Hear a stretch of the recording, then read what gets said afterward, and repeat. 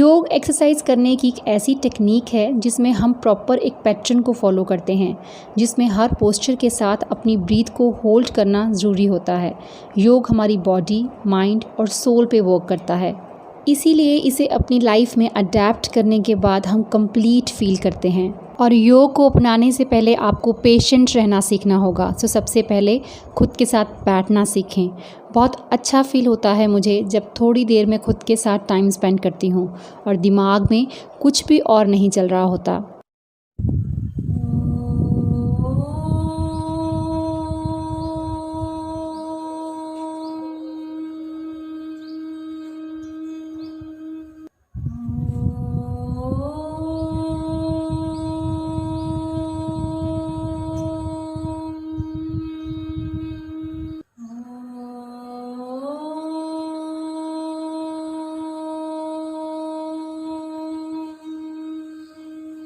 शुरुआत करेंगे सुखासन में बैठ के। एक लंबा गहरा सांस भरेंगे और छोड़ते वक्त ओम का चैंट करेंगे और इसी प्रक्रिया को हम 3 बार दोहराएंगे। इसी आसन में बैठे बैठे आप कुछ स्ट्रेचिंग कर सकते हैं, जिस दौरान आप अपनी बॉडी को योग करने के लिए प्रिपेयर कर रहे होते हैं। योग कई प्रकार के होते हैं और उनमें अनलिमिटेड आसन्स भी होते हैं, लेकिन मैं कुछ बेसिक आसन्स को ही फॉलो करती हूँ, जिसमें सबसे पहले मैं आपको सूर्य नमस्कार के बारे में बताना चाहूँगी। सूर्य नमस्कार 12 योगा पोजेस का बहुत ही पावरफुल सीक्वेंस है, जो आपकी बॉडी और माइंड पे पॉजिटिव इम्पैक्ट छोड़ता है। कोई भी वर्कआउट शुरू करने से पहले अगर आप 5 to 6 टाइम्स सूर्य नमस्कार कर लें तो समझें कि आपका पूरा वार्म अप हो गया, और 20 टाइम्स सूर्य नमस्कार करें तो ये अपने आप में एक फुल बॉडी वर्कआउट है, क्योंकि ये आपके each and every body part पे वर्क करता है। और अगर आप सूर्य नमस्कार की रेपिटेशंस और स्पीड थोड़ी और बढ़ा लें तो ये आपको कार्डियो का इफेक्ट देगा और वेट लॉस में आपको अमेजिंग रिजल्ट्स देखने को मिलेंगे। और साथ ही सूर्य नमस्कार के अनलिमिटेड बेनिफिट्स हैं और इस पे मैं एक डिटेल वीडियो ऑलरेडी बना चुकी हूँ, जिसका लिंक आपको डिस्क्रिप्शन बॉक्स में मिल जाएगा।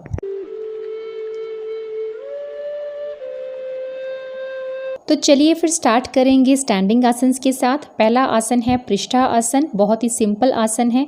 इसमें आपको अपने दोनों पैरों को थोड़ा सा वाइड करके अपने दोनों हाथ कमर पे रखने हैं और पीछे की तरफ बेंड होना है। और ये प्रक्रिया आपको सांस भरते हुए करनी है। जितनी देर तक और जितना कंफर्टेबली आप बेंड हो सकें उतना आपको बेंड होना है और सांस छोड़ते हुए वापस आपको स्टैंडिंग पोजीशन में आना है। ये आसन हमारी बॉडी को फ्लेक्सिबल बनाने के साथ साथ हमारी स्पाइन और मसल्स को स्ट्रॉन्ग बनाता है और साथ ही हमारी बॉडी को दूसरे आसन करने के लिए प्रिपेयर करता है। सेकेंड स्टैंडिंग पोज है वृक्षासन, यानी कि ट्री पोज।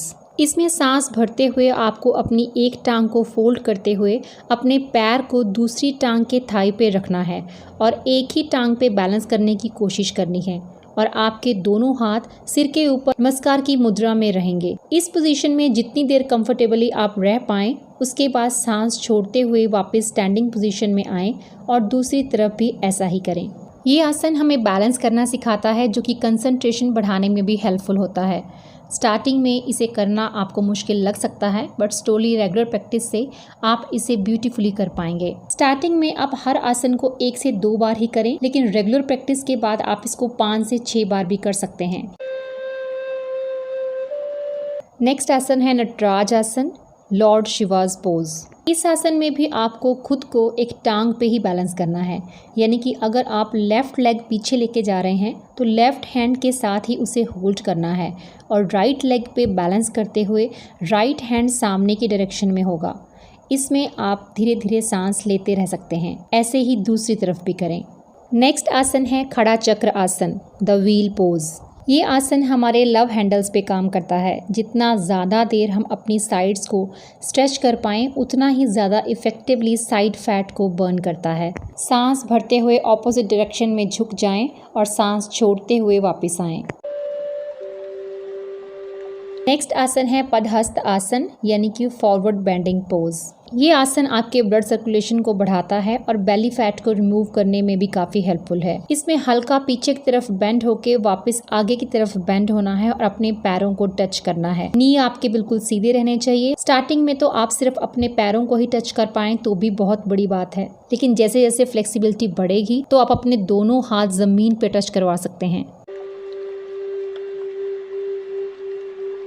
उसके बाद हम स्टार्ट करेंगे बैक आसन्स और सबसे पहला बैक आसन है उत्थान पद आसन, रेज्ड लेग्स पोज। इस आसन में आपको आपके दोनों हाथ हिप्स के नीचे रखने हैं और सांस भरते हुए अपनी लेग्स को स्ट्रेट वे ऊपर लेके जाना है। देखने में ये 90 डिग्री एंगल जैसा लगेगा और सांस छोड़ते हुए धीरे धीरे अपनी टांगों को नीचे लेके आएं और 60 डिग्री और 30 डिग्री पे रुकते हुए अपनी लेग्स को ज़मीन से टच करवाएं। स्टार्टिंग में आप इसे 1 या 2 बार करें। रेगुलर प्रैक्टिस से आप इसे 5 से 6 बार दोहरा सकते हैं। ये आसन हमारे एब्डोमिनल ऑर्गन्स को स्ट्रेंथ देता है, साथ ही बैक, हिप और थाई मसल्स को भी स्ट्रॉन्ग बनाता है। नेक्स्ट आसन है सेतुबंध आसन, ब्रिज पोज। इस आसन में 1 बाय 1 अपने पैरों को अपने हाथों से पकड़ते हुए हिप्स के बिल्कुल पास लेके आना है और सांस भरते हुए अपनी कमर को ऊपर उठाना है। आपका सिर ज़मीन से लगा रहना चाहिए। कुछ देर इस पोजीशन में रहने के बाद सांस छोड़ते हुए नॉर्मल पोजीशन में आ जाएं। ये आसन डाइजेशन को इम्प्रूव करने के साथ साथ ब्लड सर्कुलेशन को भी इम्प्रूव करता है, स्ट्रेस लेवल को लो करता है और आप अपनी ब्रेन और सेंट्रल नर्व सिस्टम में काफ़ी रिलैक्सेशन फील करेंगे। नेक्स्ट आसन है कटिवक्र आसन यानी कि स्पाइनल ट्विस्ट पोज। इस आसन में भी आपके पैर आपके हिप्स के पास रहेंगे, लेकिन उनमें थोड़ा डिफरेंस रहेगा। हाथ बिल्कुल सीधे रहेंगे और अपनी बॉडी को ट्विस्ट करना शुरू करेंगे। जिस डायरेक्शन में आपका नेक जाएगा उससे ऑपोजिट डायरेक्शन में अपनी लेग्स को फोल्ड करेंगे। कोशिश करें कि आपके नी ज़मीन को टच करें। नेक्स्ट आसन है सर्वांग आसन, शोल्डर स्टैंड पोज। इसमें सांस भरते हुए अपने हाथों से अपनी कमर को सपोर्ट करते हुए अपनी टांगों को लिफ्ट करेंगे। टांगें बिल्कुल सीधी रहनी चाहिए। कुछ देर इस पोजीशन में रहने के बाद सांस छोड़ते हुए वापस नॉर्मल पोजीशन में आएंगे। नेक्स्ट है हल आसन, प्लो पोज। इस आसन में भी अपनी कमर को सपोर्ट करते हुए अपनी लेग्स को लिफ्ट करेंगे, लेकिन इस बार अपनी लेग्स को हम अपने सिर के पीछे ले जाएंगे और ज़मीन से टच करवाएंगे और हाथों को वापस मैट पे ले आएंगे और देखने में ये एक हल की तरह दिखेगा। जब तक कंफर्टेबल लगे उस पोजीशन में रहें, उसके बाद सांस छोड़ते हुए वापस नॉर्मल पोजीशन पे आ जाएं। बिगिनर्स इन दोनों आसन्स को अवॉइड कर सकते हैं, लेकिन जैसे ही आप खुद को फ्लेक्सिबल फील करें तो इन्हें ट्राई कर सकते हैं। ये आसन हमारे स्ट्रेस एंड फटीग को रिड्यूस करता है, जिससे हमारा ब्रेन काफ़ी कूल एंड काम फील करता है। हमारे शोल्डर्स एंड स्पाइन को स्ट्रेच करता है, जिससे कि बैक एक और हेडेक जैसी प्रॉब्लम से रिलीफ मिलता है। नेक्स्ट है नौका आसन यानी कि बोट पोज। इसमें सांस छोड़ते हुए अपने लोअर बॉडी पार्ट और अपर बॉडी पार्ट को लिफ्ट करेंगे। आपके हिप्स सिर्फ ज़मीन पे रहने चाहिए और हाथों को स्ट्रेच करके पैरों को टच करवाने की कोशिश करेंगे और सांस भरते हुए वापस नॉर्मल पोजीशन पे आ जाएंगे। ऑन द स्टमक में 2 ही आसन्स करती हूँ, एक है भुजंगासन और दूसरा है धनुरासन। भुजंगासन में पेट के बल लेट जाएंगे और बाजू का सपोर्ट लेते हुए अपर बॉडी पार्ट को ऊपर उठाएंगे। स्टार्टिंग में आप थोड़ा हल्का लिफ्ट करें, लेकिन जैसे ही आपको प्रैक्टिस हो जाए तो आप हाई लिफ्ट ले सकते हैं। ये आसन हमारे मेटाबॉलिज्म को रेगुलेट करता है और मेटाबॉलिज्म ही हमारे वेट को बैलेंस करता है। धनुरासन यानी कि बो पोज में आपको अपने दोनों हाथों से दोनों पैरों को होल्ड करना है और पूरी स्ट्रेंथ लगाते हुए पूरी बॉडी को ऊपर की तरफ लिफ्ट करना है। याद रहे कि सिर्फ आपका पेट ज़मीन से लगा हुआ हो। सांस छोड़ते हुए हम बॉडी को लिफ्ट करेंगे और सांस भरते हुए वापस ज़मीन पे लेट जाएंगे। सिटिंग आसन स्टार्ट करने से पहले हम सुख आसन में बैठकर 10 लंबे और गहरे सांस भरेंगे और उसके बाद वज्रासन में बैठ जाएंगे। वज्रासन एक बहुत ही इजी आसन है, जिसमें अपनी टांगों को फोल्ड करके अपने पैरों पे बैठ जाना है। कुछ देर इसी तरह बैठने की प्रैक्टिस करने से हमारा डाइजेस्टिव सिस्टम इम्प्रूव होता है। उसके बाद हम करेंगे शशांक आसन यानी कि हेयर पोज। वज्र आसन में ही बैठे बैठे आपको आगे को झुकना है, माथा ज़मीन पे और हाथ सीधे रहने चाहिए। जितना हो सके अपनी बाजू को आगे की तरफ और हिप्स को पीछे की तरफ स्ट्रेच करने की कोशिश करें। सांस छोड़ते हुए झुकना है तो सांस भरते हुए वापस बैठ जाना है। नेक्स्ट है मर्चरी आसन, द कैट पोज। इसमें अपनी बॉडी का वेट अपने घुटनों और हाथों पे लेके आएंगे और इसी पोजीशन में सांस भरते हुए अपनी गर्दन को ऊपर की तरफ स्ट्रेच करेंगे, जिसमें आपके अपर बॉडी पार्ट में भी तनाव आएगा और सांस छोड़ते हुए अपनी गर्दन को नीचे की तरफ बेंड करेंगे और अपनी पीठ को हल्का फोल्ड करेंगे। इस प्रक्रिया को जितना कंफर्टेबली कर सकते हो उतनी बार दोहराएं। ये सिंपल पोज हमारे ब्रेन को पावर अप करता है और focus, coordination and mental stability बढ़ाता है। नेक्स्ट आसन है वक्र आसन, द ट्विस्टिंग पोज। इस आसन में दोनों टांगों को सीधे रखते हुए स्ट्रेट वे बैठ जाएं। उसके बाद एक टांग को हम फोल्ड करेंगे और दूसरी टांग एज इट इज़ रहेगी।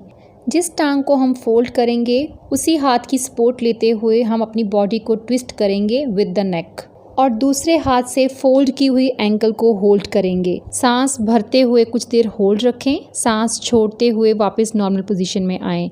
इसी तरह ये प्रक्रिया दूसरी तरफ भी दोहराएं। नेक्स्ट आसन है पश्चिमात आसन। इस आसन में भी अपनी टांगों को अपने आगे सीधा रखते हुए हम बैठ जाएंगे।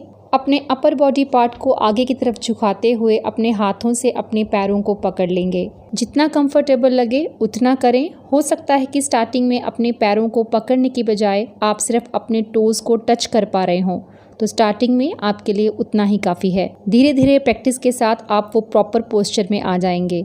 इसी आसन को आप सिंगल लेग के साथ भी कर सकते हैं।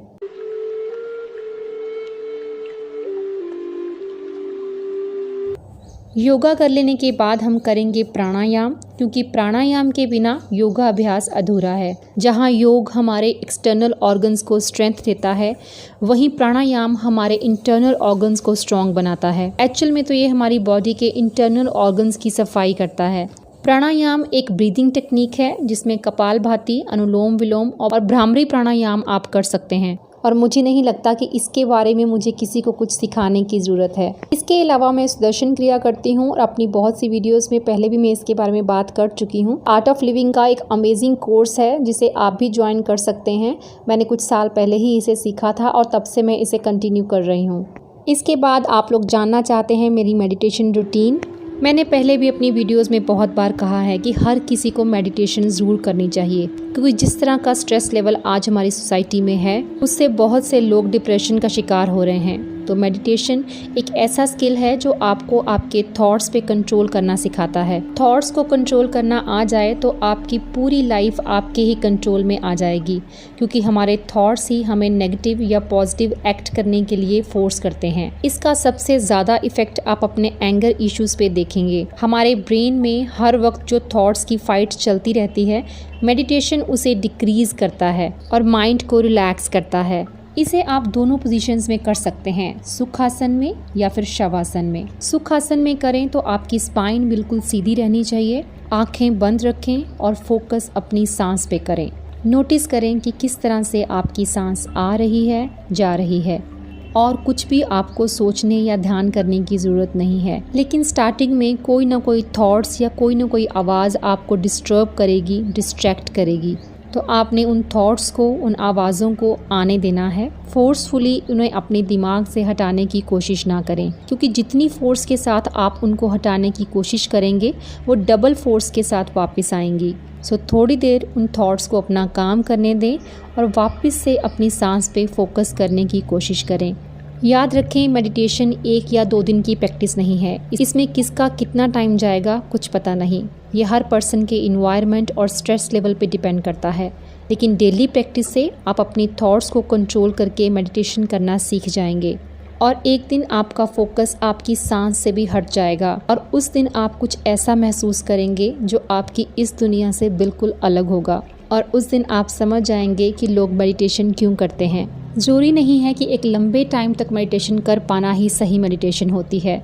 अगर आपने 15 मिनट अपनी सांस पे फोकस करने की कोशिश की और सिर्फ 1 मिनट ही ध्यान लगा पाए तो भी समझ लें कि आप सही डायरेक्शन में हैं। स्टार्टिंग में ये आपको थोड़ा मुश्किल लग सकता है। इन 2 या 3 महीने की रेगुलर प्रैक्टिस के बाद आप फील करेंगे कि आपने एक अमेजिंग चीज़ सीख ली है, जिसने ज़िंदगी को देखने का आपका नज़रिया टोटली चेंज कर दिया है। सो आज की वीडियो में बस इतना ही। मिलती हूँ आपसे नेक्स्ट वीडियो में। Till then bye bye, take care and stay healthy.